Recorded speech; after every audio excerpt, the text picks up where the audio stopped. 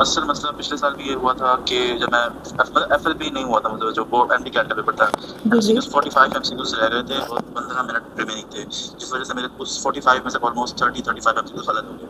जो मैंने सही से सुकून से किए थे वो तो हो गए थे, बट एंड में टाइम खराब हो गया था। फिर मैंने 45 मैंने कहा फिल सारे करता हूँ, तो मैंने जल्दी जल्दी किया, तो मेरा 45 में से 30-33 ऐसे एमसीक्यूज रॉन्ग थे, तो मेजर वहीं से मेरे कट गए। अब मैं आपको बताती हूँ कि आपका मेजर इशू है, आपका सारा टाइमिंग का इशू है, यानी कि आपको टाइम एक्जैक्टली मैनेज करना नहीं आता।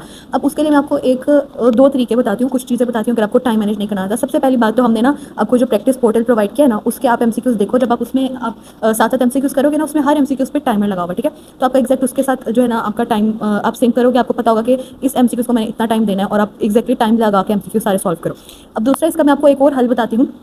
आपने क्या करना है, जब भी आपने एफएलपी का पेपर सॉल्व करने बैठना है या फिर कोई भी एमसीक्यूज, तो आपने एग्जैक्ट टाइमर ऑन करना है आपके फोन में, जो सिंपल आपके मोबाइल का टाइमर है। और फिर आपने उसको, जब आपने एक सब्जेक्ट फर्स्ट करो, आपने बायोलॉजी के एमसीक्यूज को कंप्लीट कर लिया है, तो उसके बाद आपने उसको क्लोज करना और आपने देखना है कि आपको बायोलॉजी के टोटल अगर 81 एमसीक्यूज है तो वो सॉल्व करने में कितना टाइम लगता है।